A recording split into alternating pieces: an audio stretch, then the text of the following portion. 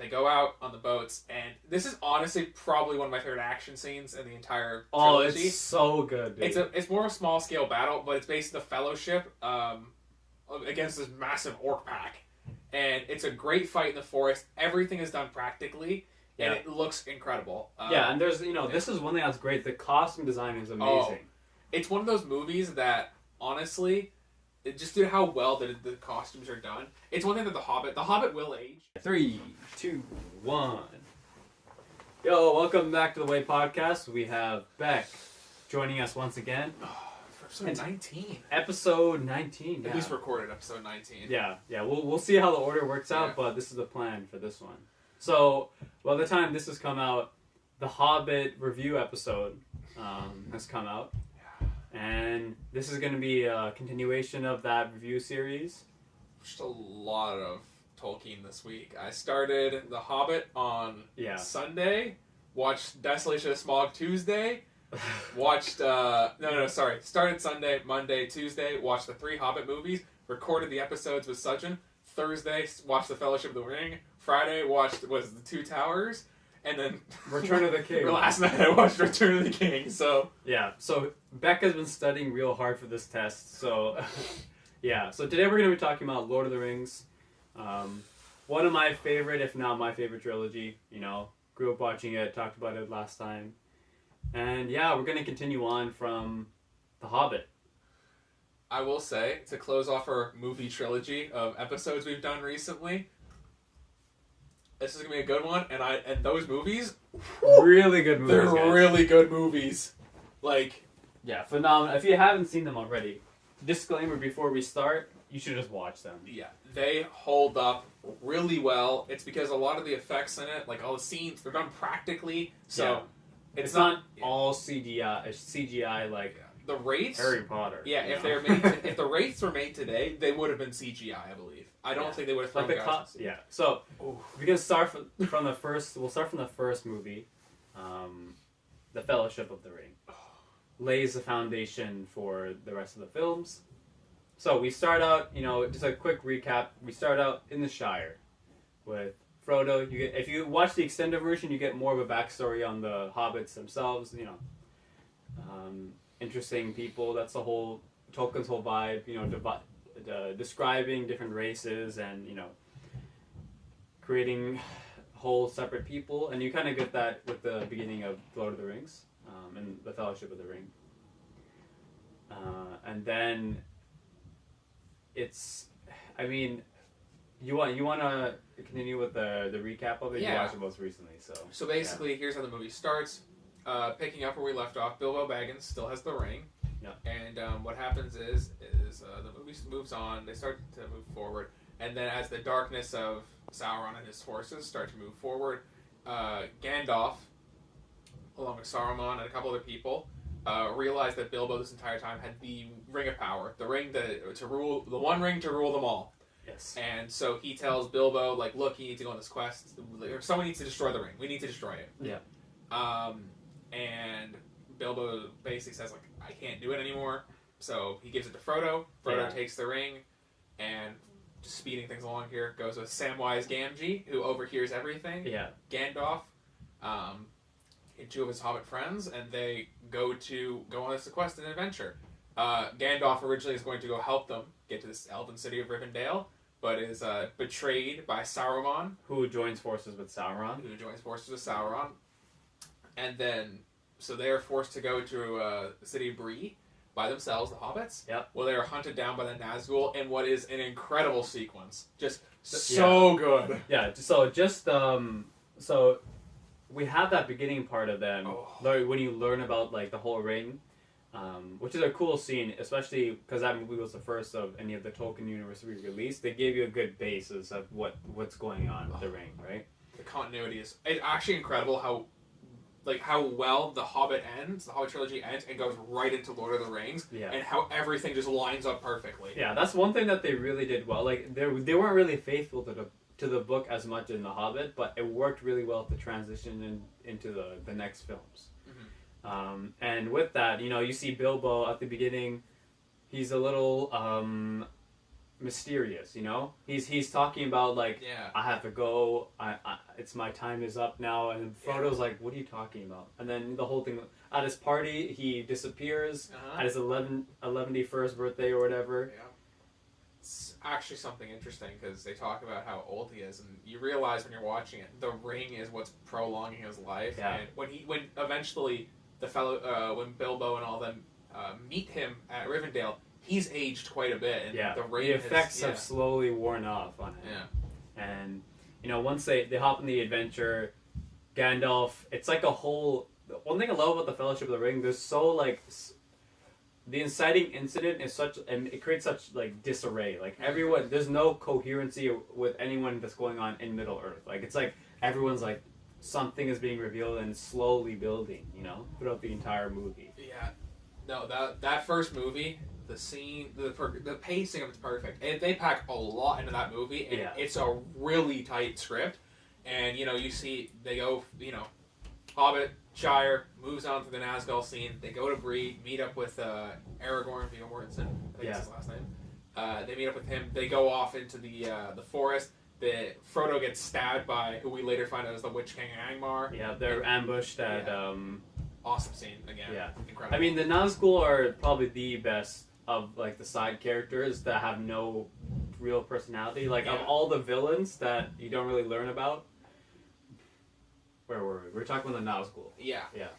So, the Nazgul are really like it's the difficulty when you're trying to create a villain in a movie that's actually not even just just like you actually are kind of intimidated by them and almost scared of them, right? You're actually creating a reason for them to be villainous, Like the problem I felt with The Hobbit was Azog, he was all right. Like, he did his purpose, but he wasn't as impactful as even the people that had no speaking. The Nazgul just said, like, a solid 5 words the entire trilogy, except for the Witch King, which he actually talks at the end. But, like, in the first movie, they do a really good job of this mysterious figure that they don't know anything about, chasing him while they're on this journey. And I like how each movie, especially The Fellowship, has a really cool theme of the journey, Yeah, no. Which The Hobbit had a lot of a similar feel to that, right? That was the original idea. It did, but at the same time, I think, skipping ahead a little bit here, once they get everyone together, once you get Legolas, Gimli, and Aragorn, and then Boromir, I guess, and all the hobbits, they go on their journey, it feels a lot more like an adventure with the environments they go through, the places they go through, the different groups and types of people they meet, because it's one thing that I found The Hobbit was good. They really only interact with the dwarves, the elves, the humans, and the orcs. Yeah. That's pretty much it.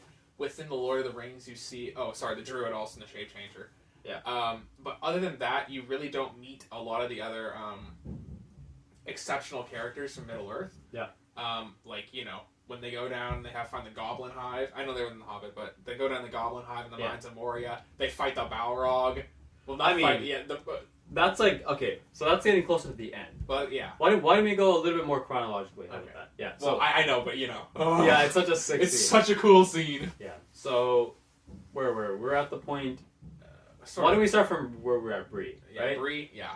So the Hobbit gang is being chased by the Nazgul. They arrive to Bree, a town of men on the edge of the Shire, and... They walk around. I like how. Did you notice that Peter Jackson was actually in Bree? I don't know what he looks like. Yeah, he was that first guy. You know when they walk and the guy eating the carrot? I don't know if you remember. Like, probably. There was some random. He was there for some random cameo, but he shows up eating a carrot. You got all these massive men, tiny little hobbits. They feel out of place. And this is where they enter the Prancing Pony, waiting for Gandalf.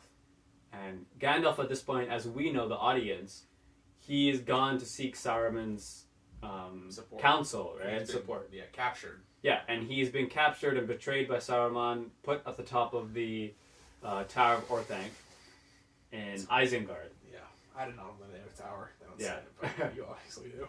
And, I like the whole duality where they're waiting for him, right? And you see him being defeated, and they're just super stressed out in a foreign area, Pippin is one of the cousins of Frodo, who is, he's part of the gang, revealing a little bit too much information. Mm-hmm.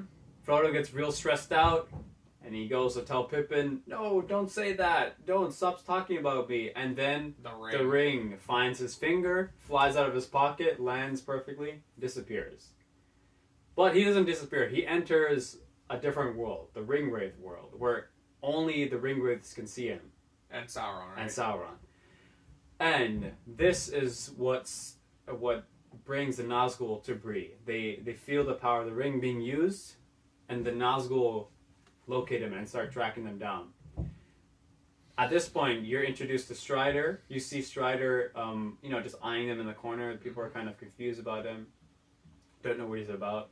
And then he pulls Frodo into another room after he takes the ring off and basically reveals who he is. Yeah. And then they're kind of this ragtag crew. They realize, we should probably stick with this guy. He knows the Nazgul are coming for them. Then the Nazgul show up, which was a great scene. Oh, the scene in the watchtower? Or no, sorry, the scene in the town where they go stab. So the Nazgul, they have a scene where there's a bunch of beds. And they make it seem like all the hobbits are sleeping in them, right? Plunge the sword. Yeah. They slowly walk in and creepily with their metal shoes. Shoes. Yeah, they're, jagged blades covered in their black cloak. And then they proceed to stab the crap out of the bed. And all the hobbits wake up, but you realize then that they're in Aragorn's room and they're all safe. But it was just a great scene of... Oof. I mean, the music, the scoring in Lord of the Rings is just perfect. Howard Shore is he does an amazing job. That's one thing that's very common throughout all the films. Even in The Hobbit, the music is just perfect. Mm-hmm.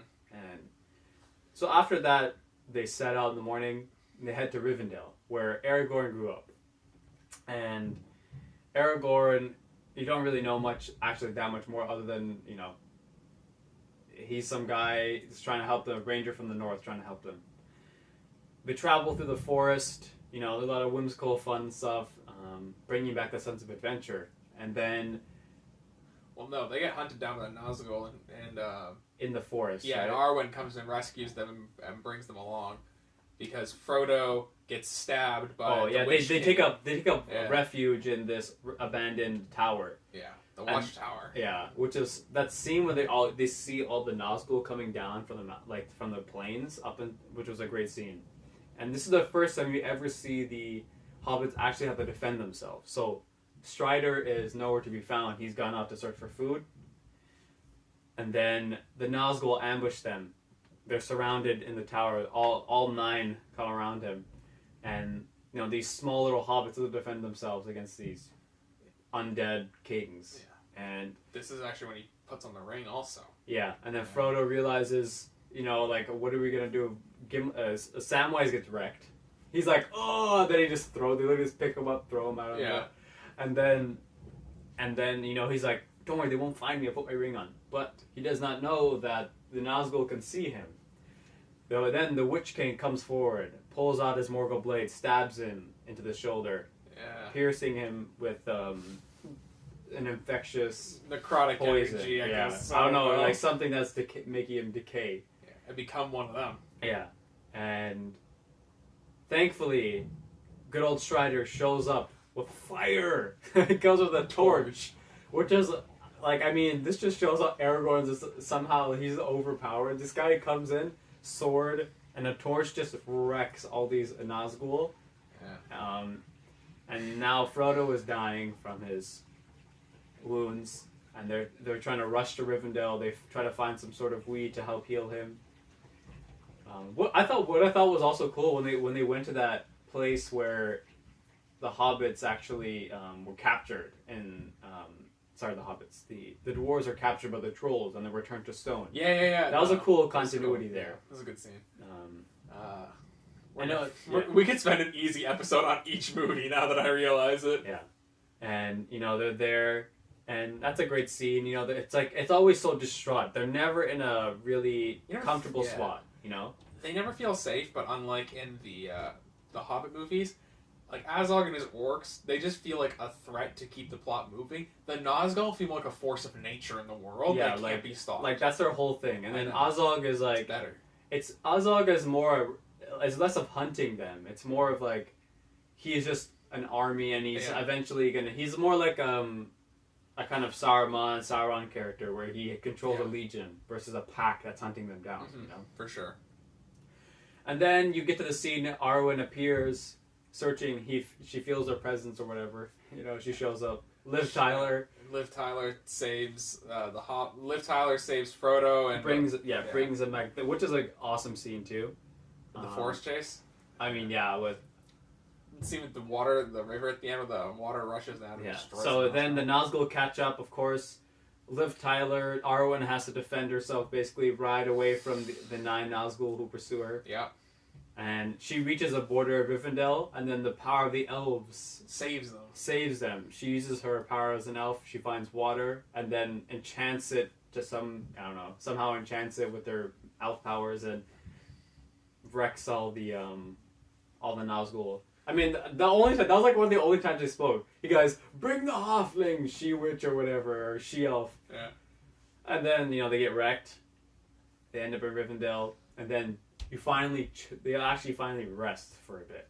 Yeah, they meet up with Bilbo. Kind of all the characters we've seen so far meet up, and then what happens is they have the humans, the elves, the dwarves are all brought to council by Elrond. Yeah, they all come to council to describe this plan, and they make the determination that basically Frodo, along with the other hobbits he came with, Gandalf, Legolas, Gimli, and Aragorn, as a union of all the sort of races of Middle-earth, are going to go to Mordor and destroy the ring. That's the plan.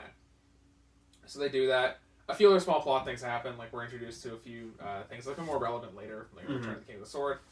But yeah, basically that happens. Yeah. They come together, they get their stuff, they leave Rivendell, they go along. Now their options are they can either go to Rohan and through the mountain pass there, or they can go up along the mountains to the Mines of Moria. Which they determined that Rohan isn't an option because Saruman and his army at Isengard would be too much. Close. Yeah. So they go up the mountains. Saruman uses his magic powers to stop them from just taking the mountain and instead go into the Mines of Moria. And this is a great. This is like Act 3, I think. This is Act 3 of the movie. Yeah. So Act 1 was building, setting the pace, them reaching Rivendell. Yeah. Act 2 was kind of short, actually. Yeah. It was basically them at Rivendell. Or maybe when they met Strider and that on. But yeah, that was a short act. I like that in the second act, they had a break. One thing that's good about Lord of the Rings, it's not full of action. It's full of content. There's a lot of good content in there. But there's good breaks between action where it's not like, okay, this is just like people cutting heads off the entire time, No. And again, getting through here, basically what happens is they go into the mines. The dwarves have all been killed. You find out there's a lot of goblins inside the mines who have taken over. Yep. Then you go through.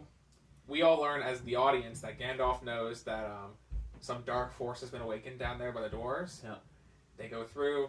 Point is, one of the hobbits wakes up the goblin hive. There's a huge fight that ensues. Pippin just screws everything up all the time. Pippin awakens the goblin hive. Huge, great action sequence. Oh man, when they're fighting in Balin's tomb. Yeah. Also, another callback to The Hobbit. Yeah. If you have seen The Hobbit, Balin, Thorin's right-hand man, became the king of Moria after they reclaimed the mines. And then we learned later that Balin had passed, which is Gimli's uncle. Yeah. And, which is a nice callback, because apparently they're saying like that, the dwarf holding the thing was supposed to be one of the other dwarves in the company, which is like, it's a side thing, but it's kind of cool. And another thing, they add that sense of adventure after, like, the initial scene where they're attacked by that octopus creature to make them go into the Mines of Moria, which was a great scene. Yeah. Because they're like, okay, there hasn't been a lot of action. There's been a lot of character development and, dramatic talks, learning about the history. It's like, now here comes the action. Yeah. And after that, it's basically nonstop. They go in there and they awaken the Balrog. The Balrog shows up and just starts killing everyone.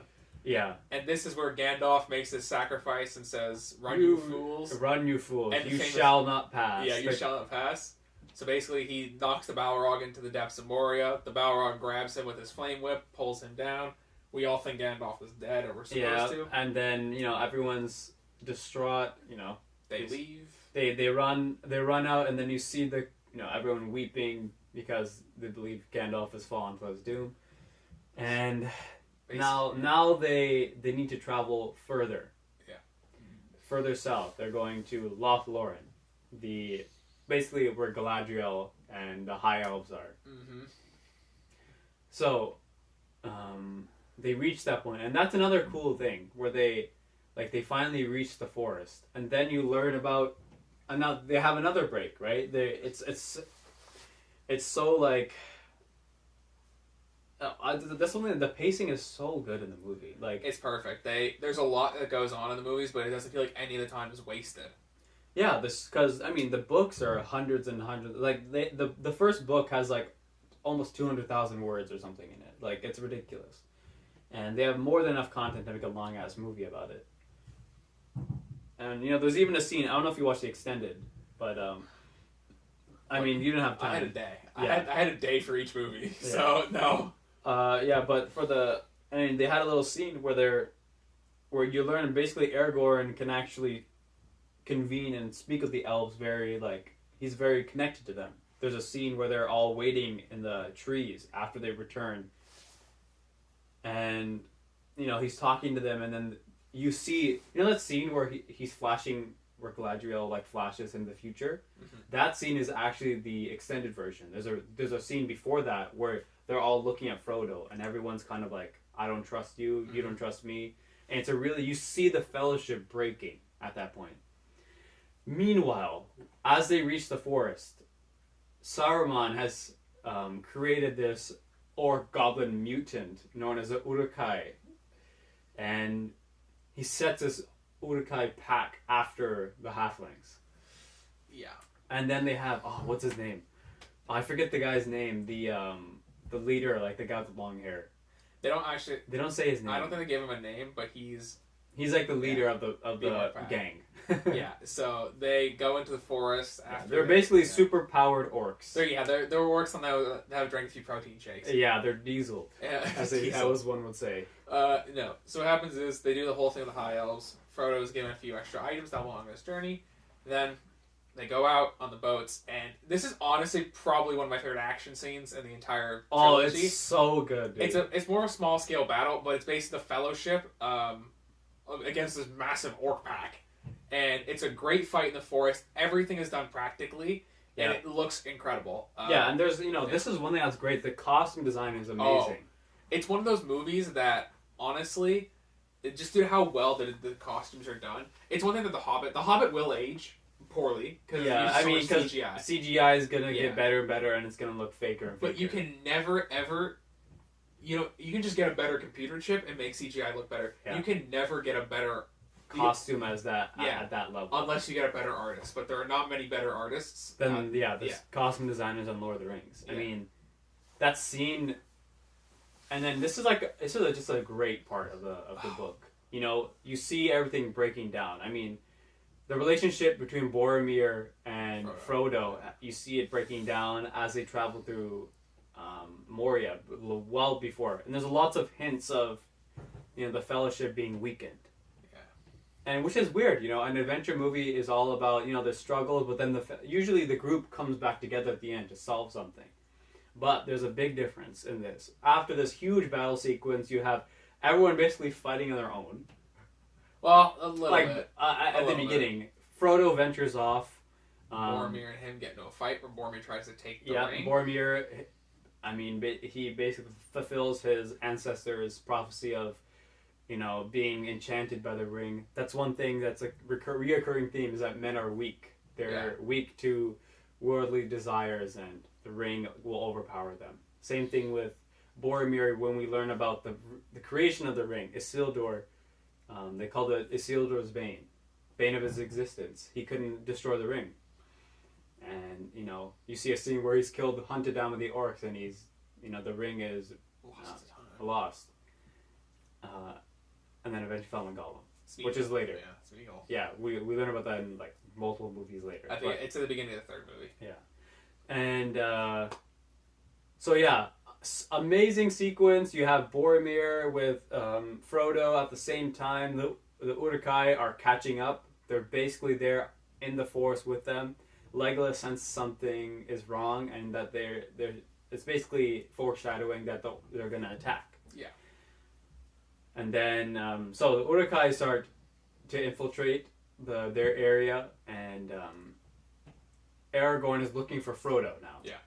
And Frodo is, he puts the ring on, he runs away from Boromir. Boromir is all distraught.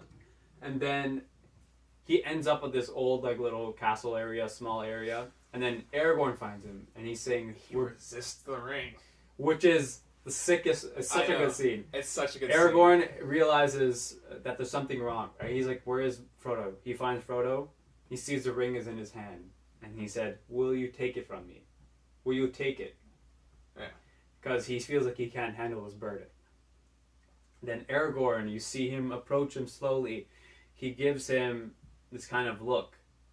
And it looks like he's going to take the ring from him. But then he instead closes his palm and tells him, this is your burden. This is your burden to bear. I can only help you so far. And then they both have an understanding that we're no longer going to be working together. We're not going to be together for a while. And then he sees his blade light up, and the orc pack arrives. Oh. Aragorn walks out in front. There's 100 Yeah, there's a lot of them. I don't know how many costumes they had to make for that, first of all. There's 100 perfectly crafted Uruk-hai costumes, these super jacked guys with all these swords and stuff. It's just Aragorn against them at this point. Frodo dips. He's running away. Then basically everyone kind of gets involved in the fight, right? It's an amazing battle sequence, really well shot. Yeah. Big thing is Boromir dies with honor, saving Pippin and Merry, and then they get captured because the Uruk-hai think that they're the halflings that have the ring. So basically, the movie ends with Frodo and Sam venturing off together, venturing off to go to Mordor, and then everyone else goes off to get the hobbits back. Yeah, and Pippin and Merry are taken by the Uruk-hai to Isengard. Then the troop of the man, elf, and dwarf band together to go hunt down the pack and track and get the hobbits back. So that's where the first movie ends. As you can see, there was a lot that we went over. That was 20-30 minutes already. But it's gonna be a long episode. Yeah, it's gonna be a long episode. But might be even two-parter. It might be, man. We have to drop one at one point and then one on two episodes on the same day. Hey, man, extended version. Hey, we can stretch this out to be episode 20. Yeah. 19 and 20. Yeah, man. The double header. Yeah. So that's the end of the first one. Great movie. Just so good. It's such a good movie, man. It is perfect. It's shot well. Each of the characters is acted really well. The acting is on point. The set design, the costume design. I mean, yeah, and they filmed it in New Zealand with beautiful landscape. That's something that The Hobbit missed. The Hobbit had a few shots like that, but not as many. Yeah, they didn't have the beautiful, realistic, actual landscape of a land that may look like Middle-earth. Mountainous, open plains. It's the sort of shots that in those movies where you sit down and you're like, let's go to New Zealand. Yeah, I know. It's beautiful. Wonderful. Yeah. So good. And then we move on to the second film, The Two Towers. The Two Towers. I keep thinking the Twin Towers. I know. I used to think of the Twin Towers too. I know.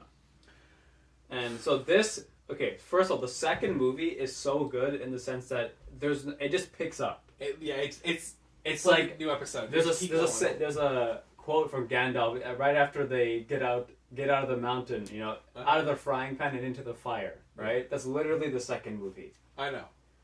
So, the second movie basically focuses on... Actually, going back from it, we sort of focused on last episode talking about how Tolkien's works focused on one key part of Middle-earth. Yeah. The Hobbit was with the dwarves.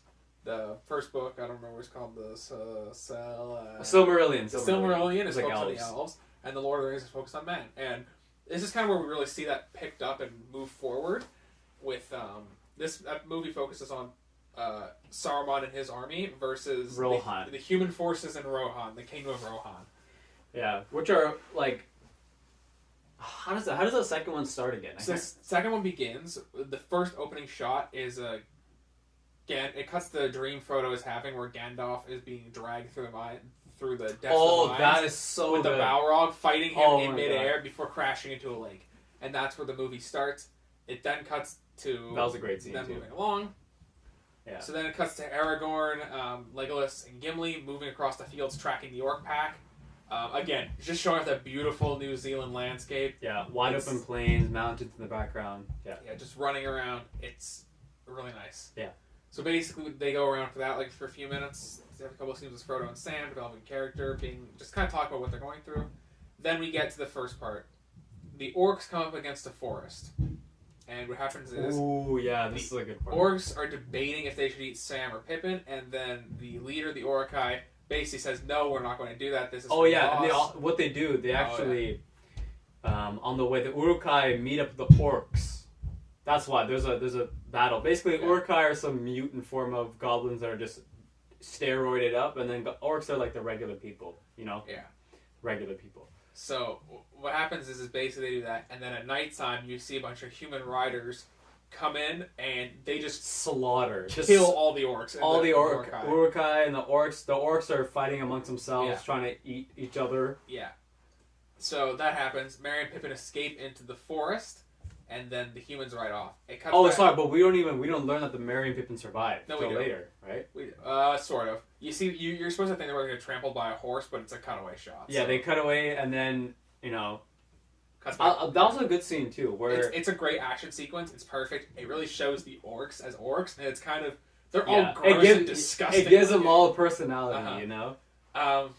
Which I also liked about the second one. They kind of gave orcs personality, which is kind of funny. But also, the scene where they're trying to figure out what happened. Oh, yeah. Okay, so what happens is after this, Aragorn, they meet up with Karl Urban, who, I don't remember his character's name. I just remember he's Karl Urban, who's the actor. Oh, you're talking about the guy...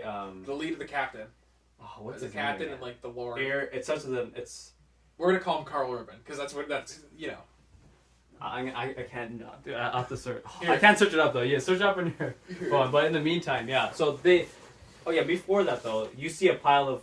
Oh, no, actually not before. No. Aragorn meets up with Karl Urban and his knights, and they basically tell him, oh, we went to the camp, there were no... We don't know. We killed everyone, and we left no one alive, and we burned the bodies. Yeah. So, the Fellowship shows up at this camp, where all the dead bodies are, and they all think he's dead. They all think they're dead, and then what happens is Aragorn uses his ranger tracking skills to determine they went into the forest somewhere. Yeah. Cool scene where he's uncovering the mystery, looking at the... And then you get flashbacks of what was happening during the scene. Really well shot. Really creative. Fun fact. There's a point where Viggo Mortensen, who plays Aragorn, kicks a helmet, and he starts screaming after...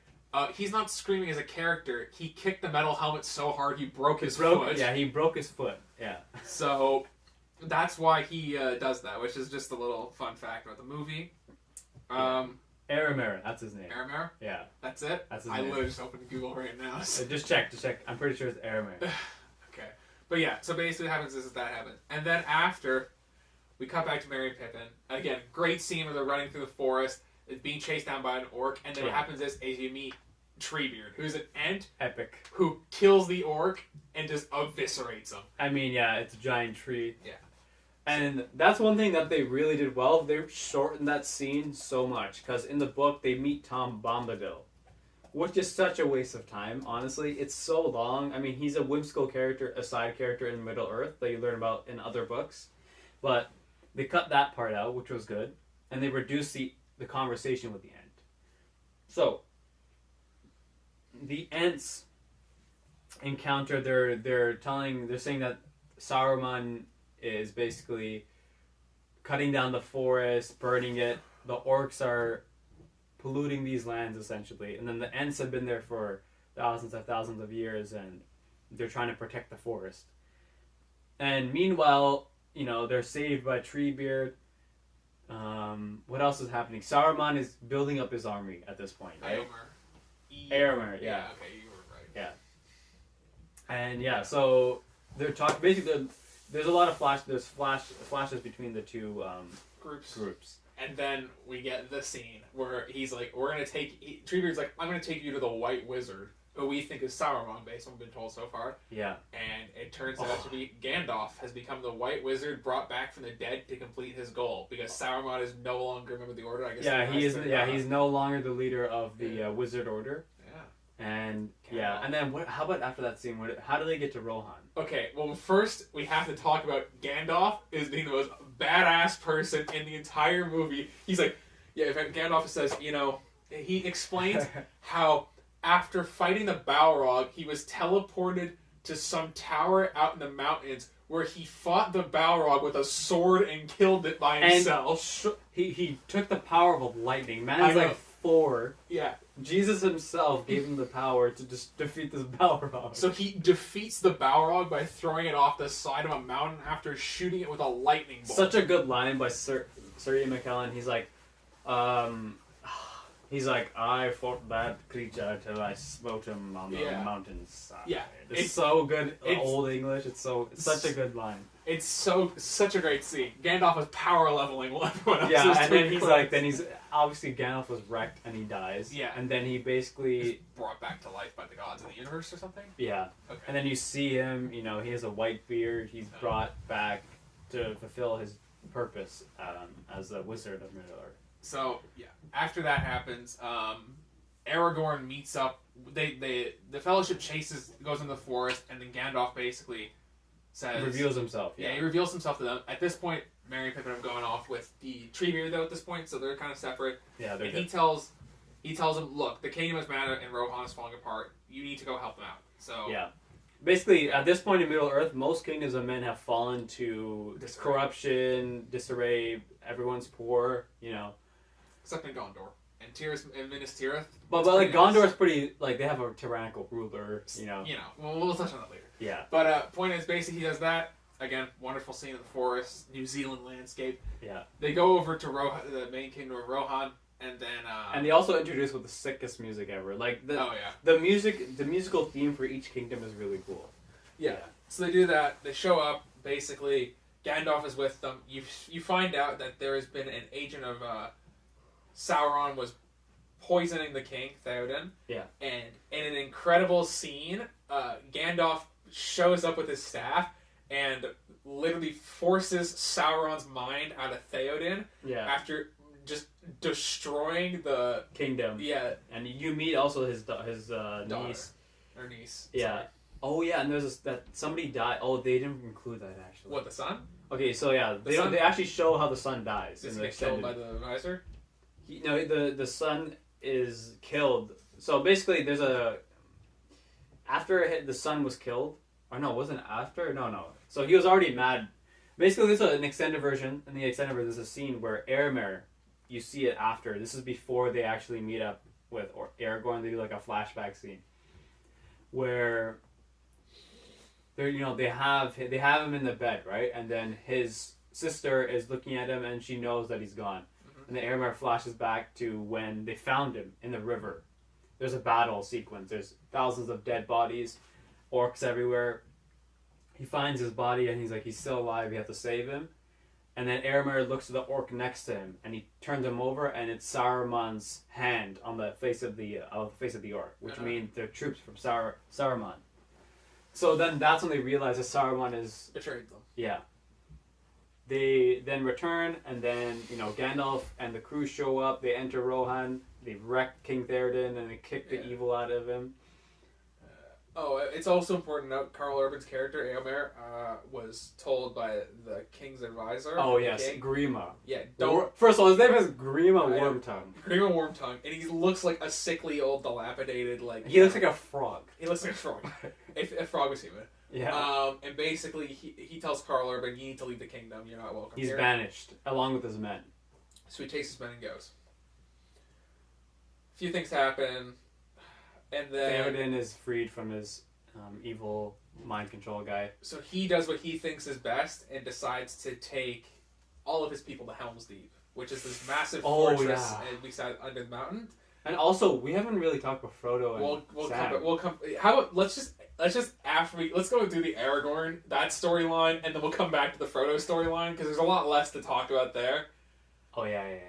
So basically, what happens is they go to Helm's Deep. They get all the civilians together. People think Aragorn's died. He hasn't died. Oh wait, no, but we didn't talk about that battle sequence. Well, I'm just we're moving along here. So their plan is to go to Helm's Deep, which is this fortress. Gandalf at this point realizes they don't have the amount of people to fight off Sauron's army. So he says, I'm going to go find Carl Urban and his army, which is multiple days away. Yeah. So he's like, I'm going to go. I'll meet you guys later. He says, look to the east when the sun rises for us to be there. Yeah. So everyone's like, okay. They're like, all right, bro, whatever. So at this point, Theoden and the rest of the Fellowship, they start making their way over to Helm's Deep. And it's at this point... The ancient fortress. The ancient fortress of man. It's again, wonderful New Zealand shots throughout the whole way. The acting's, again, on point. Great scenes. So the whole kingdom of Rohan is moving. And they're ambushed once again by... The Orc pack with the wargs. The wargs. Which was another great scene. Another great action Lord of the Rings sequence. pacing should be copied for like other movies, man. No, it shouldn't, because then it would be 3 hours long. Bro, it's literally sick battle sequence. Character building, relax, learn more about what's going on. Oh, perfect. Journey, ambushed. I know. So another great battle sequence on horseback. Aragorn is thought dead after he's thrown off a cliff. Yeah, which was but funny. It was kind of funny. Yeah, it was kind of Then so they all go to Helm's Deep. Everyone's like, "Oh no, Aragorn's dead. What are we gonna do?" But again, Aragorn's built different. So Liv Tyler comes and brings Aragorn back, or kisses him from the dream realm. I've seen Lord of the Rings, the trilogy, probably 100 times. One of my least favorite characters is Arwen. She's kind of useless. I'm not gonna lie. Liv Tyler in most movies is kind of like the love interest. I haven't seen Liv Tyler in anything but Armageddon. Remember we watched the first right! Yeah, she literally is just a love interest of Ben Affleck. But yeah, same thing. That's some good. That's all you need to know about that movie. Yeah. So, that happens. They go to Helm's Deep. Basically, at this point, the elves also show up to help them at Helm's Deep because an alliance of men and elves. And then, honestly, probably the best action sequence in the entire hexology. I don't know if that's what you want to call it, but out of all of the saga, it is by far the best. Oh, the Battle of Helm's Deep? The Battle of Helm's Deep is the best battle sequence in the series. So they know the Uruk-hai army is coming. Yeah. So they take up arms. Farmers, young boys, whoever can fight takes up arms, and they're training these, peasants and civilians to fight against because they don't have enough men. And Theoden seems like he knows this is going to be the last stand of Rohan. And there's word being sent from Rivendell. So the elves arrive. Elves of Rivendell come to aid the people of Helm's Deep, or the people of Rohan there. Yeah. And Aragorn, he meets his old crew from Rivendell, his boy. And so they're reinforced by the elves. Then, the sickest sequence in basically all of Lord of the Rings. Hands down. Yeah. It's the best. I mean, Gondor was sick. No. But if there was one scene that I have to show to someone, this, it is probably if you're gonna show the whole sequence and everything in it, it is the Western fantasy battle sequence. It is the best. And there's not even stupid I use my magic power to. No. It's okay, these ugly guys are gonna fight these humans, Yeah, and elves. And then so basically what happens is they fight along the wall. The battle's going well in the humans' favor, but eventually they board the walls, and then also they deploy, I guess, the first bombs and blow up part gunpowder is discovered essentially. Yeah. They blow up a massive part of the wall that has never been breached. Yeah. And basically, again, awesome battle sequence, massive scale. It looks incredible. All is lost. Sequences go on. They get pushed farther and farther back until they're finally back and the keeps hold in the caves. Yeah, there's maybe 20 soldiers left. Everyone else is dead, and the women and children are in the mountain, trying to figure out a way how to escape. Yeah. And Theoden thinks everything is lost. He's like, what are we gonna do? This is how my kingdom ends. Yeah. Right. And then Aragorn sees the light. He remembers what Gandalf says. On the light of the second day, look to the east. And then he says to King Theoden, he says, if you're going to die, at least die in a way that will be remembered. Yeah. Which is an awesome scene. They break through the door. They mount up on horses inside the cave, run right out at them, push and then Gimli is like just blowing the horn for some reason. First of all, I don't understand how Gimli gets up there, blows the horn, somehow ends up down in the battle. But forget about that. But still great. They have a great sequence. They push out of the fortress on their horse, killing as many people as possible. Yeah, and there's only 20 of them against an army of 10,000. Then Carl Urban with the sun behind him and Gandalf. The army of the mounted soldiers of Rohan return to their kingdom. And probably one of the best shots in the entire franchise. Where they come down the and clash they meet. On the mountains. Gandalf blinds them with his, the sun. His light. Yeah. And then they clash. And then it ends. And it is a great battle scene. Oh, people so are good. saved. The people of Rohan are... Cinematography is incredible. Yeah. And that's kind of how... Oh. Now we can talk about the ends. Oh, yeah. So, as that's happening... We're kind of jumping off plotline. Wait, was that in the third? Or the... Oh, no. Beginning of the third, they meet with them. Yeah. No. So they meet at the... Like, they go to Isengard after, like, they bust everything out, right? What basically happens is... At the same time. So, as this is going on, Pippin and Merry are kind of with the Ents named Treebeard. And what happens is they come to the determination that the Ents are like, we're not going to get involved because this is a war between man. Yeah. And what happens is so like, we're going to take the Hobbits back to the Shire. And then they're like, okay. And then one of them, Pippin, I want to say, says... No, it was Merry. Merry says, can you take us around south? It'll be like, the best place to hide will be right at Isengard, where Sauron won't find us. He's like, he wouldn't expect it. So the Treebeard's like, okay, that makes sense. And so what happens is they show up, and no one's obviously been there in quite a while. And Treebeard comes out, and he sees they've stripped and destroyed most of the forest. And Treebeard and the Ents lose it. Yeah, they're basically like, this is the final straw of Sauron. If we are to die in battle, that's like a reoccurring theme in the second movie. It's, if we're to die, then we might as well die in battle. You know, this is the final march of the Ents. So he calls like whatever 30 Ents that are left. No, like the 30 or 50 Ents, and they all come out and what they do is they literally they go in and just start destroying these like fire mine pits. And one of them rips down a dam and floods the entire courtyard and all the mines beneath them, killing all the orcs. Yeah, inside. all the army with all the armor and leftover orcs and stuff, just wrecks them. Christopher Lee at this point is giving up. Christopher Lee's like, I'm gonna stay up in my tower. I'm gonna stay here. And also, Grima Wormtongue has betrayed, and he has left Rohan. We forgot to mention that. Oh, but, yeah. Well, yeah, he's with Saruman. He's like, I was with him the other time. So, again, another banger of them. And then Frodo and Samwise, they're kind of on their own. And you don't really know what's going on that much throughout the second movie. Like, you see them going through... Do we want to just move on to Return of the King, talk about what's going on there, and then double back but no, Frodo? don't they meet Gollum in the second movie? They meet Gollum in the second movie about halfway through. Oh wait, we should. We're gonna double back a little bit. So this is the main storyline in the second movie. This is okay. Let's be honest. So the movie kind of goes on here after the first. Less about Frodo. It's less about Frodo and the Hobbits, and it's not that they're a B plot as much. It's just that their kind of time in the movie is.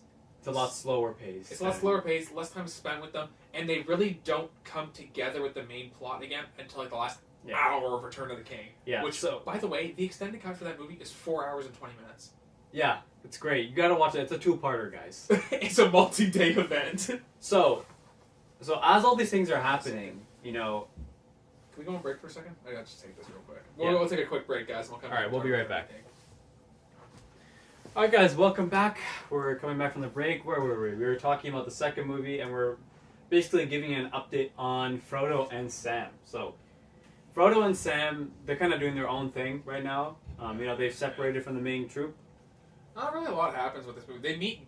So, there's a couple main plot points with them. The most important thing is that they meet Gollum. Gollum or Smeagol. And basically what happens is Smeagol, at one point, held the ring, right? And he held it for hundreds of years, I want to say, right? Yeah. And so, he is very attached to it. And you can tell he's trying to kill them, betray them. But... Smeagol's split personality of the side that wants the ring. Yeah, basically, I think it's between Smeagol is the good side and Gollum is the evil side. Essentially, he's bipolar, basically. So Smeagol, at one point, fully trusts Frodo as a friend. Yeah, they meet. Where do they meet him again? They meet him in. Oh no, Smeagol's been tracking him for a long time. Yeah. But they because eventually... it's actually worth noting, Smeagol's the one who told Nazgul where to find the ring, because he was out of all the people who know where the ring was, he was the only person who actually knew Bilbo Baggins' name and where he lived. Yeah, so he basically incited everything. Yeah. So Smeagol is tracking him, he finds them, and then he wants to kill them, but basically they're lost in the mountains, and Smeagol, in exchange, just to help them, and he's going to try and kill them at one point, but, at this point he's trying to kill them. Yeah. He says, I'll guide you to Mordor. Just don't kill me. Basically. Yeah. So they take him, he takes him out of the path they're stuck on. And at this point, Frodo kind of connects with Smeagol, as Smeagol, not Gollum. And for the first time in his life, ever since being corrupted by the ring, Smeagol actually is just Smeagol. Yeah, he's no longer... He casts Gollum, basically his evil side, out. Because he feels like, I have to help Mr. Frodo, I don't need you anymore. Yeah. Because he has Frodo. So what happens is this goes on for a while. Things are going well with them. Sam doesn't trust Smeagol. Sam's he's always very mindful of this kind of stuff because his whole job is to protect Frodo. That's what he was entrusted to as Gandalf gave. That was a task Gandalf gave him. Was it? Don't let anything happen to Mr. Frodo. So this happens, and eventually, they are getting pretty close to Mordor. They pass the city of Gondor. They pass Minas Tirith, and they pass part of most of Gondor. And they reach the Black Gate. They reach the Black Gate, which is it's kind of insane how they reach that point so quickly. Is this when they go to the marsh? No, they pass the marsh and then get to the Black Gate. Yeah, so they end up to the Black Gate really quick in the second movie. Yeah. Which is weird because it takes them a long time. The marsh is only one scene. Yeah, which is it that scene? Is it that movie or is it? I think it's in the third one. No, it's in the second movie. And they just do it really quickly. They have one scene where they're actually going through the marsh, and they have one scene where they're resting in the marsh, and that's it. Yeah, basically they use those scenes to obviously help move the story forward, and also give you character development. Yeah, character development of mostly Smeagol, because you don't know, you think it's some random raggedy creature that's coming to take the ring.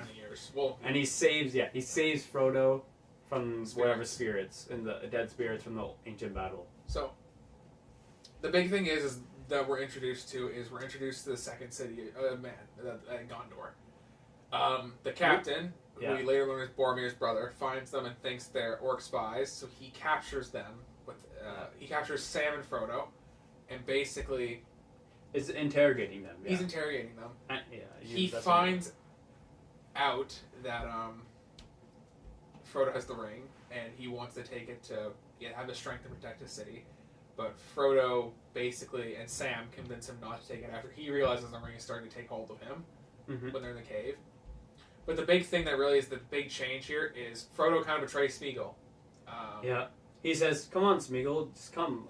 We're gonna get out of here. We're gonna give you some food."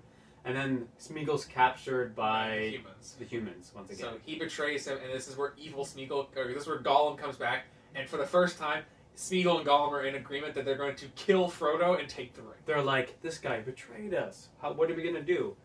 And this is all going on with the whole Rohan thing at the same time, which is actually... It's so much going on. There's so much going on. That's why we had to even separate these two parts. And, and the ends, too. What the hell? And then, So then the... This happens, and then... basically... Faramir realize they get word that Osgiliath, the city on the river. City on the river in front of Mordor, basically, is under attack. In between Mordor and Minas Tirith. Yeah. And so since they're they're obviously very close. They're close to the Black Gate. They left the Black Gate in the forest nearby. He's like, I'm gonna take you there. We can't just let you go. Yeah. So he takes them there. And then what happens is the Nazgul eventually are leading the assault, and they almost take the ring from Frodo for the first time. And there's a huge battle. Great action sequence again. Yeah, the orcs infiltrate Osgiliath in the nighttime, silently coming with legions of orcs on the ships. No, that's the third movie. Oh, is that the beginning of the... they're just under siege in the third one. They're under siege in the second one. It's just under attack. Yeah. There's just it's just constant war going on there. Sorry. So... Yeah. What happens is he kind of Faramir kind of realizes like the ring is just a dangerous force, and if we keep it here, Sauron will get it and win. He's like, it destroyed your brother. Yeah, it destroyed your brother. That's what Sam says to him, and so he says, "Let them go, and just let them go free." Yeah. And so one of his captains is like, you're realizing you're forsaking your oath and you're betraying the king. And he's like, this is more important. Yeah. So they go off back onto Mordor. At this point, Smeagol is going to kill them, but he's making it look like he's going to help them.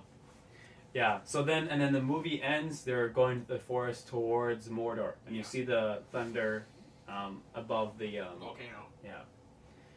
And that's the end of the second movie. Overall thoughts? Overall thoughts? I mean, the second movie is great. The second movie may be better than the first, and it may be my favorite in the trilogy. Yeah, I mean... Return of the King is great, and Fellowship is great. I just think that second movie... I mean, just for Helm's Deep alone. Helm's, again, arguably the greatest Western fantasy battle of all time. It's, arguably. Yeah, I mean, like, you can call it, like, people like just to disregard it, but I feel like Lord of the Rings, you kind of forget it's a fantasy movie. Yeah. It just seems like a medieval war film. I know. It's the one thing I think they understood what they were making, a medieval fantasy movie, and I just really think, again, it is just perfect. Like, every aspect Yeah, of it. I don't know if there's any faults in it. I don't know. Like, I think out of all the movies, it is probably the one that I think has the least wrong with it. Like, I think it's literally maybe close to a perfect movie. Yeah, and, I mean, obviously you have to like that medieval sort of thing. Mm-hmm. And even if you, honestly, like, if you like Braveheart, like, you'll like Lord of the Rings, I mean. Like, if you're in the mood for a medieval fantasy movie, I think this is the medieval fantasy movie. Yeah, I mean, how many movies have copied this sort of vibe after? Like, orcs, elves, things that are in English mythology for so long. I mean, yeah. So, that was a hard act to follow, to say the least.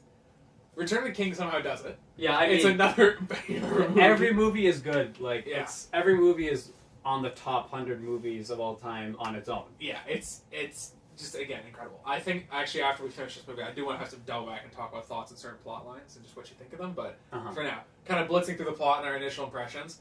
Return of the third King, movie, yeah. We'll start again with the Aragorn. Well, it's really just the Aragorn storyline at this point. Yeah, so the story really transitions. The first movie is really... It's focused on all the characters in one singular storyline. The second one branches out into kind of three storylines, and the third one kind of convenes into two with Aragorn and the Hobbits, and then Frodo and Gollum, Frodo, Smeagol, and Sam. Yeah. So it starts off the. We'll talk about Aragorn first, we're saying. Yeah. So yeah, Aragorn, and the gang. Aragorn gang, Rohan, King of Rohan, Théoden, Aramir. They all go to. They travel to Isengard, right? Because that's what they know the Sauron is. Yeah. And they think that they're the guys are there, the little guys, Merry and Pippin. They arrive there to see it flooded and completely destroyed by the Ents, and little Merry and Pippin are smoking some hogweed and eating all the apples and stuff. Yeah. They're enjoying themselves, and then basically Saruman is he's holed up in the tower. And he comes out and he's like, Gandalf, you're weak, or whatever. That's the extended cut. Oh, yeah. They don't say that. They don't. Okay, yeah. So basically, they just cut that part out, which is kind of like, it doesn't really. Oh, yeah, no, he's gone. But yeah, Saruman gets wrecked. Basically, he gets betrayed by. So that's not. Grima Wormtongue betrays him, stabs him in the back. That's not the normal cut either. No, I know. I'm just describing it for people. So yeah, basically. They have a little conversation. Gandalf's basically saying, "You suck. You're weak." He busts up his staff. Grima stabs him in the back. Legolas is like, Gimli's like, just shoot him, right? And then Legolas just shoots Grima by accident instead of Saruman. Then one of the most gruesome scenes in the movie, probably. Saruman falls to his death after being stabbed, lands on a spike. Dead center. Probably like the most unnecessary violence. I should go back and watch the extended cut now, Session. I just need to go watch it. There's a rotating spike, lands right on, boom, and then slowly falls into the water, which is, good filmmaking.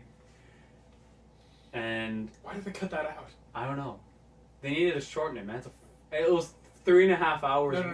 No, it was 2 hours and 59 minutes. They could have put an extra 30 minutes. True. And yeah, so they have that, and then the Palantir escapes from his from his robe into the water, and Pippin finds it. Yeah. Pippin, and this is where you learn more about Pippin. He has an odd relationship with this sphere. Gandalf has a closer relationship with Pippin, even though he just seems annoyed by him the entire time. Yeah. Takes it from him, is like, you shouldn't be holding this, basically. It's basically how Sauron can see. It's one of the methods of the eye of Sauron's vision. Yeah. Then they travel back to Rohan. Yeah. And this is where basically everyone gets together in Rohan. They have a nice party. Yeah, after they've survived Helm's Deep, and they pour one out for those who've lost their lives and stuff. So, at this point in the night, though, the big thing is Pippin grabs. I'll call it the Eye of Sauron. I know it's not the actual Eye of Sauron. Palantir. The Palantir, but it's the Eye of Sauron. Yeah, basically. He grabs the Eye of Sauron, and he's enchanted by it, basically. Sauron's eye merges with him for a second, and that was the ball just catches on fire. Yeah. So he sees what Sauron sees, and Sauron tries to probe him for questions. Basically, Sauron thinks now that Pippin is the Hobbit who has the ring. Yeah. And he sees that Sauron is planning to attack Minas Tirith once and for all. He sees the white tree burning. Yeah, the white tree burning with the city around it on fire as well. And then Gandalf realizes that Pippin is seeing the truth. What will happen in the future if Sauron's not stopped? So he takes Pippin, and they go to Minas Tirith. And then, because Rohan refuses to help Minas Tirith, he said there was no help when we were held up at Helm's Deep from Gondor. So we're not going to help them, essentially. And then Gandalf's like, you're a fool. Gandalf calls a lot of people fools in this movie. He's like, you're a fool. Whatever old man voice he does. Yeah, and he dips with Pippin, and they separate, and then Pippin goes with him. Merry stays back in Rohan, becomes friends with Arwen, whatever her name is. Their names are too similar. Yeah, who cares? The few B-plot. B-plot. Yeah. No, so that happens. Great. Again, all of this perfectly shot, throughout the whole thing. It's so good. It's so good. So they have this whole sequence. They go through. The big thing is, though, we find out. Are you checking the? Yeah, I'm just making sure. We good? Yeah, we're good. Keep going. All right. So basically, what happens is, are we recording? Okay. So basically, what we find out is when we get there, Boromir's father and whatever the captain's father, Aramir. No, sorry, Denethor. Denethor's No, what's the captain's name? The long-haired Boromir's brother's name? Faramir, yeah. His father is the steward of Gondor, holding the throne. Denethor, yeah. Denethor, in place of the king, but he doesn't want to let go of his power, as we find out. So, a couple things are just happening at the same time. We can gloss over them. Yeah, it's kind of hard to explain everything at the same time. The main plot line is basically Frodo and Sam and Smeagol getting closer and closer to Mordor. And then Aragorn and the crew are all at.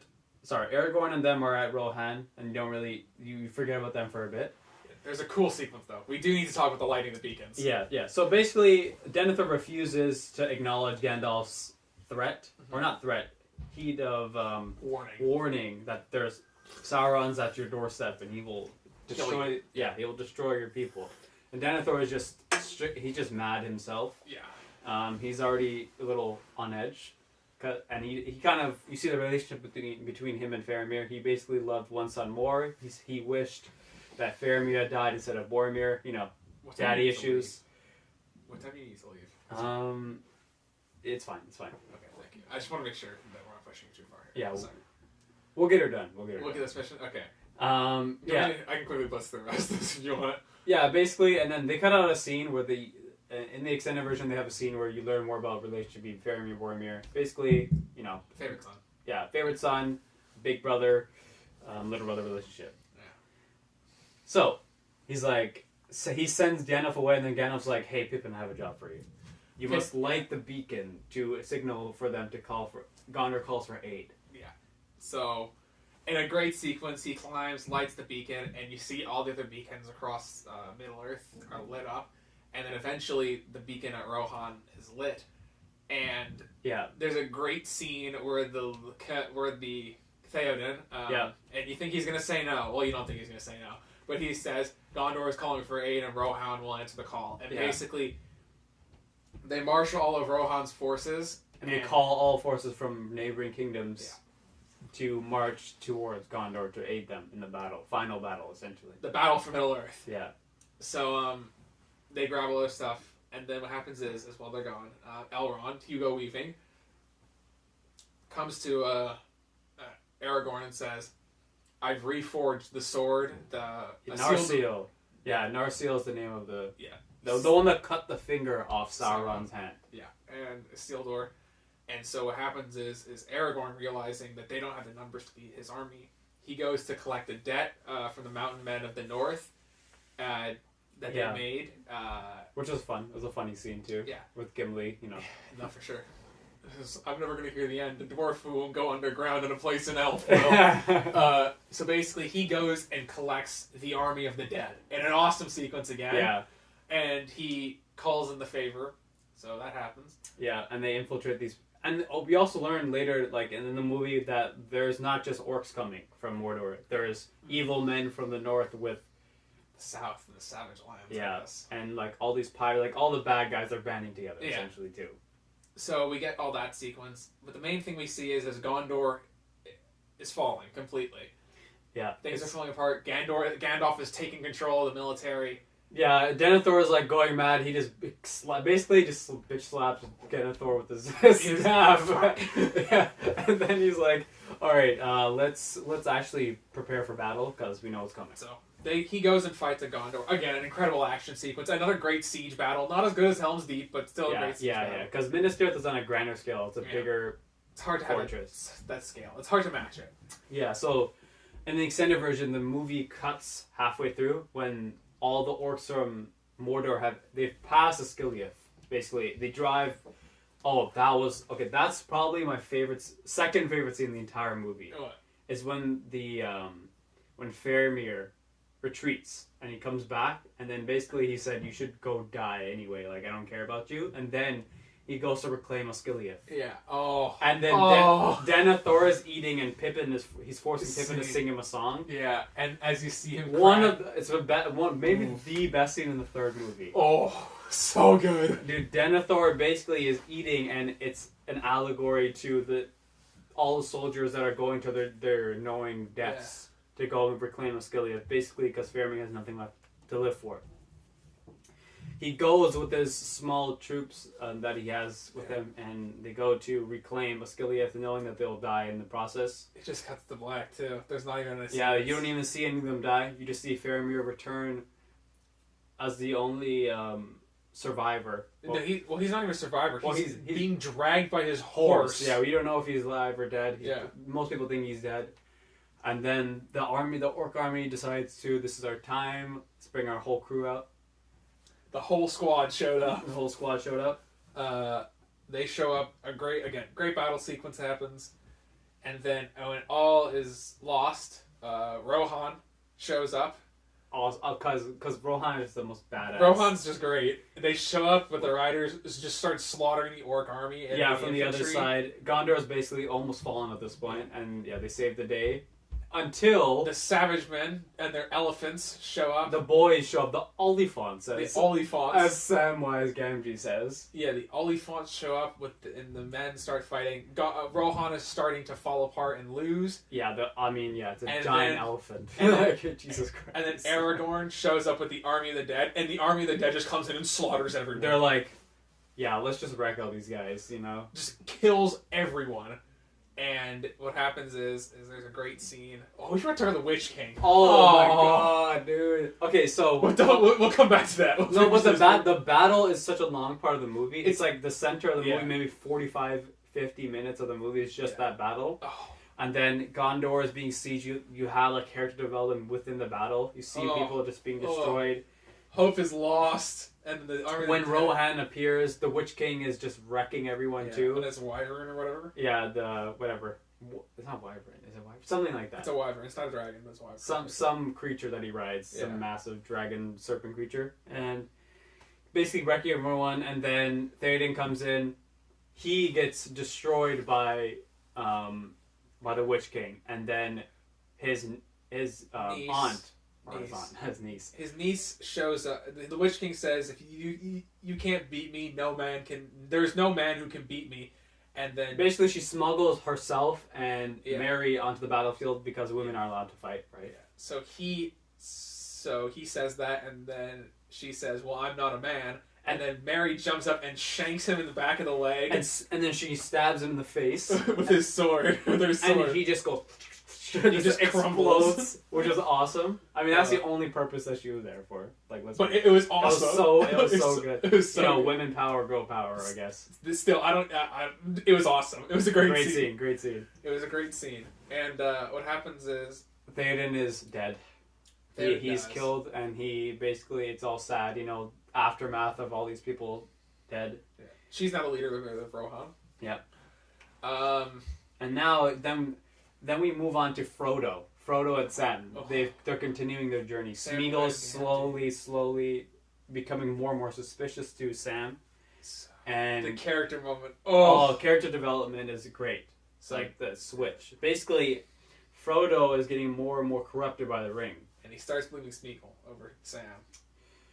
They eventually reach Minas Morgul, which is the home of the Nazgul, basically. Yep. They set up the signal to send the army towards Gondor. And then they're like, we can't get in. I only know one path, right? There is only one path. Yeah. And Gollum takes him up this path into these depths of the mountain where a giant spider basically lays in wait. And Smeagol's basically like, I'm going to let these guys get killed. I'm going to take the ring. It'll all be great. So, basically, it's also worth noting that at some point Frodo and Sam get into a fight because the ring is starting to take hold of him. And Smeagol convinces Frodo that Sam is going to betray him. Yeah. And they get into a fight. So Sam leaves for a little bit. They go into the cave. The spider tries to kill Frodo. Eventually, Frodo escapes. Yeah, and Gollum betrays Frodo. And we all think Gollum's dead as he's thrown off a cliff. And then the spider basically stabs Frodo and paralyzes him.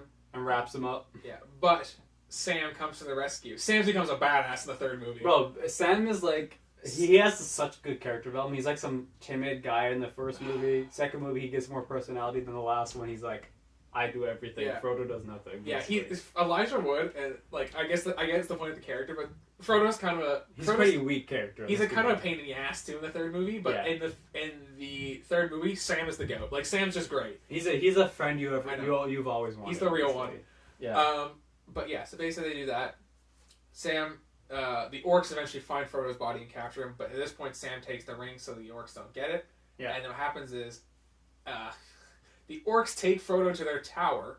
That's a good scene too. It's hilarious. And expert instigators that they are, they get into a fight, and the orcs literally empty the tower and slaughter all of each other. Just kill each other. Yeah, everyone just kill. They're just killing orcs, and the Uruk-hai just go nuts on each other, and then Sam is like, this is my time. Sam sneaks into the tower to rescue Frodo after being captured. And again, Sam just goes nuts and kills like 4 orcs at once and a 4-on-1. Yeah, and he does like double sword action. And he rescues Frodo, and basically he gives Frodo the ring. And there's a really tense moment where Frodo snatches the ring from him because he's like, this is my burden to carry. Because the ring is taken over him. Yeah. As he gets closer to Mordor, he basically just becomes controlled by it.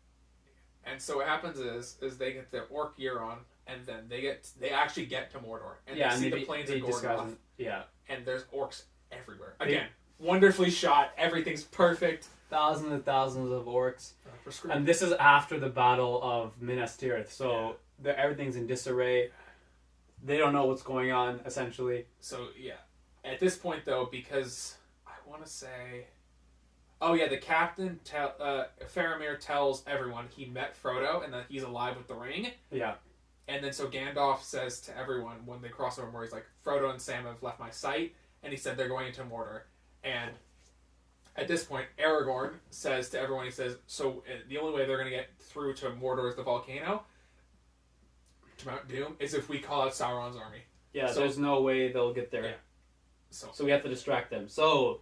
All of the shattered army of man goes out to the Black Gate and challenges Sauron's thousands of orcs to battle. And in a scene, it is, again, incredible. So they have a great fight where Aragorn finally becomes the king, effectively. Yeah, he fulfills his destiny as the king. Oh, such a good scene. It just perfectly... Just wrecks every... I mean, they're like, they're going nuts, and then it seems dire. the Eagles show up and help for the first time in the trilogy. Well, I guess they help Gandalf. Yeah. But they have that moment, and then the scene with Frodo and Samwise on the side of the mountain where Frodo. Okay, so at this point they're near a volcano, out of food, out of water, and Frodo collapses and basically is like, I can't do it anymore. And Sam says, look, I may not want the ring, but I promised I would get you there. And he says, if you can't climb yourself, then I will carry you there. And he grabs Frodo. Fireman carries him up the side of Mordor. Up a volcano. Of side of Mount Doom. And it's such a good scene. And then guess who shows up? Gollum shows back Gollum's up. like, I'm back, baby. Gollum tries to kill Sam as Frodo finally enters Mount Doom in the Forge. And Sam catches up with them. And there's this is probably one of the best scenes in the trilogy, if not the best scene in the trilogy, where Elijah Wood, he's about to throw it in. He's like, the ring is mine, and puts the ring on. And he, just like Isildur, fulfills the prophecy of Isildur's bane, becomes too enchanted by the ring to let go of it. Yeah. And what happens is so we all think hope is, you're supposed to think hope is lost, and Gollum and his greed and avarice bites off Frodo's finger while he's invisible because he sees where he is, grabs the ring, and then I want to say there's a whole scene where he's looking at it, and then we all think Gollum's like, he's got the ring, like it's over. Yeah. And Frodo runs over. I want to say it's Frodo or Sam pushes Gollum into the Frodo grabs him, and they both fall off. And they both fall in. And then Sam saves him. And then Sam finally saves Frodo. He trusts him once again. Yeah. And then you see Gollum fall into the lava. He's happy that he finally has the ring, but he melts. Yeah, he dies of greed, right? That's the whole point of it. Yeah. The ring brings damnation to all who hold it. Sauron's destroyed, the Black Tower crumbles, the Orc army falls to pieces because there's a massive sinkhole now that Sauron's dead. Yeah, like Mordor just gets destroyed, like I guess. Falls. Yeah, that part I was like, what? That felt really more. I was like, Sex Machina. Yeah, I was like, why did that happen? But whatever, So that happens, and then the world is saved. The Fellowship meets back up. They have their final sequences talking, and Aragorn becomes king. Aragorn does become king, but the big moment I think we need to talk about is everyone who's ever been touched by one of the rings, lesser or the ring, is then sent off to the Elven effectively afterlife, right? Yeah, to Valinor. That's basically where all the men, elves. That's where they go to be free of this tyranny on Middle Earth. Middle Earth is where all the problems are, basically. That's where all the elves were initially going to. They knew there was a problem. They're like, we out. Yeah. So basically what happens is they go off. And it's a great sequence where Bilbo and all of them leave. Very sad, Yeah. And then lots of fade in, fade outs. Yeah.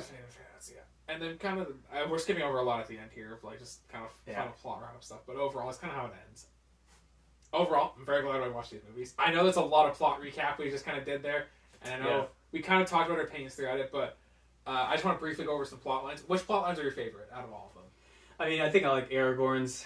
Aragorn's plot line is the sickest. It's like, it's really the book is about, in the book it's about Frodo. Yeah. But really in the movies it's more about men in general. Like the race of men redeeming themselves after being the reason why the ring has survived all this time. The race of men is sick, They're stricken with greed when it comes to anything. Basically, they're weak, and this is almost like the 3-movie redemption arc of men. Yeah. It's one thing though with the movie again why Aragorn's story I think is better is Frodo's story doesn't really start to pick up until the third movie. Yeah. And it kind of feels really separate from the main plot. Yeah. And I think most of the character development and work goes into the story with Aragorn with developing a relationship with all the leaders of man coming together and that sense of unity. That's not something really that Frodo's story has. Frodo's more of it's a lot simpler. Yeah. His story. It's this is my quest. I have to complete it. It's also one thing is, and also it doesn't help that all the Aragorn story has all the cool battles in it too. Yeah, I mean, how many battles can Frodo be in? He's on his own with Samwise. Yeah, but the stuff with Gollum was really interesting. There's some Andy Serkis in that movie does a great job with his acting. So good. And all the stuff in Frodo's scenes, he's by far the best part of them. Just far and away. Yeah, Not to say Elijah Wood and everyone else in those weren't good. It was just that Andy Serkis really stole the show. with the scenes of Gollum debating with himself. Yeah, because it gives him, he's not just some random creature, he actually has some sort of development in his character. For sure. Just an incredible scene overall, and I don't know, I just think that those plots were probably my favorite. I think Liv Tyler, the whole elf thing was really weak. When you add, well, it's not really, like, in the book, I feel like it's not as emphasized. Yeah, they don't really talk about it as much. They're just like, oh yeah, they get married. She's too separate from him and the movie, but they don't have scenes together to make it work and really sell it. Like, I mean, they have the first movie, they're like, oh, they meet up, remember when we first met or whatever. It's like, we don't really give a shit about that. But that's the only thing, if I had to criticize one thing about it, it wasn't as cringy because it was like maybe 1% of the entire trilogy. It's very little time, but it's just those scenes, they feel really out of place. Yeah, like, why is there romance in this? I know. Yeah. It's not even that. It's like, I felt like even in the movie, the chemistry between, I don't remember the girl's name for the leader of Rohan. Yeah. I think she also has a very similar name to Arwen. Yeah. Aowen. It's literally, I think it's Aowen. Okay, we'll go with Aowen for now. Yeah. Like, Aowen's chemistry with Viggo, or with, Aragorn. Yeah. Like, their chemistry on screen were so much, I think, more realistic. Yeah, it's better, and they have more of a connection, I felt. Because you have shown in the movie. Yeah, because you don't know what's the actual relationship between Liv Tyler and Viggo. Like, you don't actually know. You just find out, okay, we were dating back in the day. Yeah, and that's the big thing, is I felt like they really could have touched on that a little more and done some more work with that to really sell that, because it's one of those things at the end of the movie, you're like, she's married. I don't buy this relationship with with Viggo Mortensen and Liv Tyler. That's the thing. Yeah. That's it. I thought that was the only weak part of the movie. Again, I thought all the other plot lines are great. Orlando Bloom, and I don't know who plays Gimli, but they did a great job. Yeah. You know what's hilarious? Gimli's actually the tallest out of the entire group. He's actually 6'4" in real life. Really? Can you imagine that? Bro, talk about, like, amazing filmmaking. I know. Gandalf is actually, like, 5'9". Like, Gandalf and Legolas are the same height. Most people are the same height. All the hobbits are the same height. It's like, it's hilarious how, like, talk about, like, the angles that they raise the tables and stuff. Like, yeah, just great movies overall. Phenomenal work overall. I think they did a great job. Yeah, I mean, everything, the set design, the landscape, the acting itself, the script, action sequences, the score, like. Everything was great. You got any favorite pieces out of all of them? I know the Kingdom pieces were good, but you got any other favorites? I mean, obviously all the Kingdom pieces are great. I always love the Shire because it's kind of like the base. And also the Fellowship theme. There's like the whole theme just for the Fellowship. And the ring itself, like, because the Fellowship and the ring are intertwined. So they always have the certain theme that's playing when they're all together. But whenever the ring is involved, it changes. And then they bring it in at the end, right? Whenever the Fellowship is kind of reunited. I think. Do you have any? Okay, if we're to rank all the movies, which order would you put them in? It's hard, man. It's so hard to rank them, though. Yeah, I think for me personally, I really like the third one, but I think either Two Towers or the Fellowship's my favorite. I think. Yeah, I'd probably say the second one. If it was for pure battle sequences, the best one's the second one. Yeah. It's not like the other ones. Also, the other ones aren't bad. They're just like the second one is just so good that it's just not as great. You're right. I think the first one, if you're interested more in the exploration in the world of Middle Earth, and I think the first one's better for that. I think they did a better job with that, just due to the fact that they go to so many more places. I think. You just meet many different types of people. And I think it helps that there's only one focused plot line. Yeah, there's like 75% of the journey that they achieve to reach Mordor is in the first movie. Yeah. And the thing is they spend so much time in that movie, again, going through meeting different people. And it's focused on the one core group where things start to split off kind of in the second movie. Yeah. But I think the second movie works really well because I think all the plot lines are all really interesting. Yeah, on their own, like in their own right, and they resulted at the same time, and they all push the story forward. Yeah. Like, it's really like this. Like, the story kind of goes like this. Like, the plot lines. They really diverge. They go like this, and then eventually they're all back here. Yeah. Which is really nice. You know. Great job. Great job. Great job, Peter Jackson. Great job, Peter Jackson. Have you seen the trailer for the show? No, I haven't seen it yet, actually. Okay, there's a trailer for the show. You should watch at some point. Not today, but just at some point you should watch it. Some point, yeah. It'll be good, I think. It's taking place before the ring. So maybe we'll get the origin of Sauron. I mean, yeah, bro, the origin of Sauron is sick in its own right. Have you Shadow of War? It goes a bit into that. It's not actually based off the books and stuff, but yeah. So guys, that was our lengthy discussion that I feel like Lord of the Rings deserved because it's a 9-hour, 12-hour. It's actually 12 hours if you. The extended cuts. It's 11 hours, 23 minutes, I think we determined. Right? So yeah, a 12-hour movie trilogy I think deserves a long episode. Yeah, I think we did. This is an hour and a half episode at least. Yeah. So, thank you guys for watching. Are we going to do this on the 2 episodes, or what are we going to do with this? I'll figure it out. You'll figure it out? Okay. Yeah. So, thank you guys for watching. Thank you for watching, everyone. Yeah, if you enjoy this lengthy discussion on movies, me and Beck love movies. We love talking about this kind of stuff. So if you want to see more of these kind of reviews and recaps, our opinions on it, just casual reviews of great films, let us know. I'll post a poll for it. Check out our Instagram at the.waypodcast. Check out our website.